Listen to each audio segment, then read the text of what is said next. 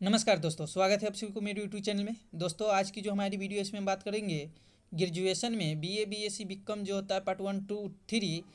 इसमें परीक्षा को समझेंगे। यानी कि इसका पहला जो भाग मैंने कल अपलोड किया था उसमें आपको ये बताया था कि कुल कितने मार्क्स का एग्ज़ाम होता है, फर्स्ट होने के लिए आपको कितने नंबर चाहिए, साथ ही सब्सिडी में कितने चाहिए और ऑनर्स पेपर में कितने नंबर चाहिए। तो इसका अगर आप पहला पार्ट नहीं देखे हैं तो आप जा करके देख लेंगे, चैनल पे अपलोड है, प्ले लिस्ट में मैं उसका लिंक दे दूंगा।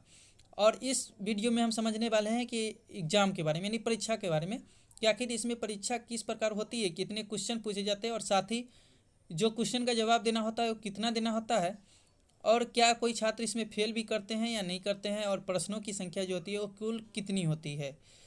तो इसी सब से रिलेटेड हम इस वीडियो में बात करने वाले हैं। तो अगर आप हमारे चैनल पे नए हैं तो चैनल को सब्सक्राइब करके बेल आइकन प्रेस कर ले, ताकि यूनिवर्सिटी और ख़ास करके ग्रेजुएशन लेवल के संबंधित जो भी क्वेश्चन या जो भी न्यूज़ है वो आप तक सबसे पहले पहुंच सकें।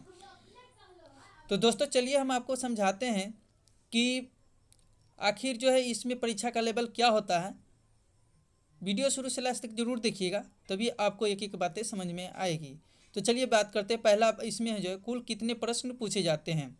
तो दोस्तों, जैसे कि आप लोगों को पता है कि अभी तो फिलहाल कोविड-19 का भी समय चल रहा है, तो सारी यूनिवर्सिटी जो है अपने तरफ से यानी कि ऑब्जेक्टिव जिसे कहा जाता है कि वस्तुनिष्ठ प्रश्न का जो है एग्ज़ाम ले रहा है। लेकिन बात कर लेते हैं कि जब नॉर्मल स्थिति हो जाएगी तो क्या जो है पैटर्न रहता है यूनिवर्सिटी का जो है एग्ज़ाम के प्रति। तो चलिए दोस्तों, हम आपको बताते हैं। सबसे पहले बात करते हैं पार्ट 1 में। तो पार्ट 1 में जो है आपका, जैसे आप सब्जेक्टिव लेवल का हम बात कर रहे हैं दोस्तों, ऑब्जेक्टिव का नहीं। तो सब्जेक्टिव में जो होता है आपको शुरुआत के, जैसे आप क्वेश्चन जो आपको रहेगा, कुल 10 क्वेश्चन रहेगा।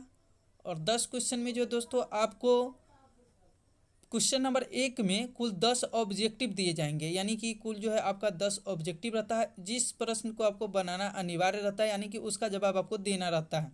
तो दोस्तों, जो शुरुआत के 1 नंबर में जो पूछे जाते हैं 10 ऑब्जेक्टिव क्वेश्चन, वो सारा 2-2 नंबर का रहता है। यानी कि 20 नंबर का जो है ऑब्जेक्टिव क्वेश्चन पूछे जाते हैं, जो कि शुरुआत के 10 होते हैं। तो उसे आपको बनाना अनिवार्य होता है। उसे आप आ, बनाते हैं अगर सही सही, तो सिर्फ 10 क्वेश्चन में आपको 20 नंबर मिल जाते हैं। अब बात कर लेते हैं कि जो सब्जेक्टिव जो लिखना होता है, जो लघु उत्तरीय प्रश्न होता है, दीर्घ उत्तरीय, वो कितने होते हैं। तो दोस्तों, उसमें जो है आपको कुल देखा जाए तो 9 क्वेश्चन रहते हैं उसमें, जिसमें से आपको, अगर आप ग्रेजुएशन में एग्ज़ाम दे रहे हैं तो उस जो है दीर्घ उत्तरीय प्रश्न की संख्या जो कुल रहती है 10 रहती है, जिसमें से आपको जो है 1 नंबर, पहला नंबर का जो है वो तो ऑब्जेक्टिव रहता है, तो उसका जवाब तो देना ही होता है। अब बात कर लेते हैं उधर उस साइड जो है, अब 9 बचा। तो 9 जो होता है दीर्घ उत्तरीय, उसमें से आपको 4 प्रश्न का जवाब देना होता है।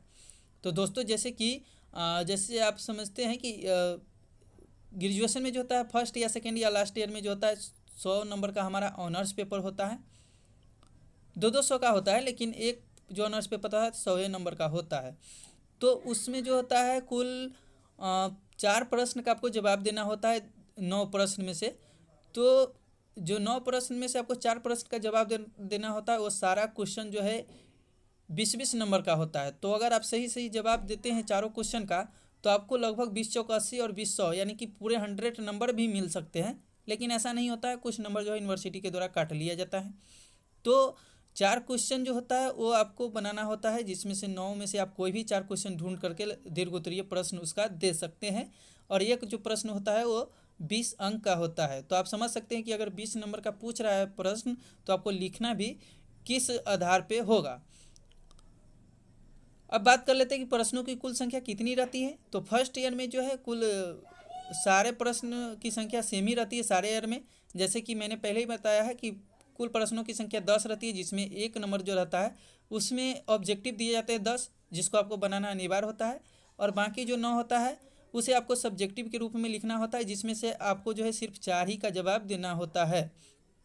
जो कि एक एक प्रश्न 20 अंक का पूछा जाता है, जो कि ऑब्जेक्टिव शुरुआती पूछे जाते हैं, और 2 नंबर का एक प्रश्न। तो इस प्रकार आपका 100 नंबर का जो है एग्ज़ाम लिया जाता है, और प्रश्नों की संख्या जो होता है कुल 10 होता है। अब बात कर लेते हैं कि कितने प्रश्न का जवाब देना अनिवार्य होता है। तो जैसे कि मैंने पहले ही आपको बताया है कि अगर आप एग्ज़ाम दे रहे हैं ग्रेजुएशन का फर्स्ट सेकेंड या लास्ट ईयर में, तो आपकी जो है 10 प्रश्न पूछे जाते हैं, उसमें से पहला नंबर प्रश्न का जवाब देना अनिवार्य होता है। और इसके अलावा जो आपको 9 दीर्घ उत्तरीय रहते हैं उसमें भी आपको 4 प्रश्न का जवाब देना अनिवार्य होता है, ताकि आप जो है अच्छा नंबर प्राप्त कर सके। अगर आप नहीं देना चाहते हैं तो आप एक भी दो को दे सकते हैं जवाब, लेकिन उसके अकॉर्डिंग आपको उतना ही नंबर दिया जाएगा। अब बात करते हैं कि कोई छात्र इसमें फेल करते हैं या नहीं ग्रेजुएशन में। तो दोस्तों देखिए, छात्र जो है फेल इसमें बहुत कम करते हैं। अब मैं ऐसा इसलिए कर रहा हूँ क्योंकि अगर फर्स्ट ईयर का एग्ज़ाम दे रहे हैं और आपको ऑनर्स पेपर में, जैसे मैंने पिछला वीडियो बनाया है, तो आप नहीं देखें तो उसको देख लें ताकि इस वीडियो को आप अच्छे से समझ सकें। तो जैसे कि मैंने पिछले वीडियो में बताया था कि कोई भी छात्र अगर एग्ज़ाम देता है फर्स्ट सेकंड या लास्ट ईयर में, तो उसे क्या है कि ऑनर्स पेपर में 45% नंबर चाहिए। दोनों ऑनर्स पेपर में मिला करके लगभग जो है 45% नंबर उनके होने चाहिए। जैसे कि 100 में 45 और 100 में 45, अगर एक में आपका 50 है और एक में अगर 40 है तब पर भी चलेगा, लेकिन ऑनर्स पेपर में जो है कुल आपका 45% नंबर होने चाहिए दोनों ऑनर्स मिला करके। फर्स्ट सेकेंड में यही होता है और थर्ड में भी यही होता है। थर्ड में सिर्फ ये होता है थर्ड ईयर में कि आपको 400 का ऑनर्स पेपर पूछा जाता है। तो कोई भी छात्र, अगर मान के चलिए कि फर्स्ट ईयर में कोई छात्र एग्ज़ाम दे रहा है और उस, जैसे कि आप लोगों को पता है कि 150 नंबर पर जो है थर्ड डिवीज़न होता है और 225 पे सेकेंड डिवीज़न और 300 नंबर होता है, तो उसमें जो है आपको फर्स्ट हो जाता है, जो कि हम पिछले बार समझे हुए थे, जो कि 12th में था। लेकिन इसमें थोड़ा अलग जो है पैटर्न हो जाता है। तो इसमें भी जो है छात्र फेल नहीं करते। जैसे आपका 45% नहीं है तो आपको किसी सब्जेक्ट में आपका 45% से कम नंबर आ गया तो आप फेल नहीं करेंगे, बल्कि आपको प्रमोटेड कर दिया जाएगा। चाहे आपका अगर सब्सिडी पेपर है और उसमें 33 नंबर चाहिए अनिवार्य, तो अगर आपका 32 ही आता है तो आपको प्रमोटेड कर दिया जाएगा, आपको फेल नहीं किया जाएगा। बल्कि आप अगले जो है साल होने वाले नेक्स्ट एग्जाम में आपको पहले इसी ऑनर्स पेपर का एग्ज़ाम देना होगा या इसी सब्सिडी पेपर का जिसमें आप फेल किए हुए हैं, तो यानी कि जिसमें आप प्रमोटेड है, यानी कि आप इसमें जो है फेल नहीं किया जाता है, स्टूडेंट को प्रमोटेड कर दिया जाता है। लेकिन कुछ ऐसे छात्र होते हैं जिन्हें फेल भी कर दिया जाता है। आप कहेंगे कि सर किन छात्रों को जो है फेल किया जाता है, तो मैं आपको बताता हूँ कि जैसे कोई छात्र एग्ज़ाम देने गया और वो जो है अपना रोल कोड रोल नंबर सही से नहीं फिल कर पाया, यानी कि उसका जो पेंडिंग हो जाता है, तो ऐसे छात्र फेल कर जाते हैं। या आपको साइन मोहर के लिए कहा जाता है क्लासरूम में, अगर आप साइन मोहर नहीं करते हैं और बिसुरते चले आते हैं तो उस स्थिति में भी आपको फेल कर दिया जाता है, यानी कि आप प्रमोटेड नहीं होते। फिर से आपको जो शुरुआती से फॉर्म फिल करना होता है और एग्ज़ाम देना पड़ता है। साथ ही वैसे स्टूडेंट जो कि किसी कारणवश अब्सेंट हो जाते हैं उन्हें जो है फेल कर दिया जाता है। साथ ही वैसे स्टूडेंट जिनका अगर थर्ड डिवीज़न के लिए जितना नंबर चाहिए, जैसे कि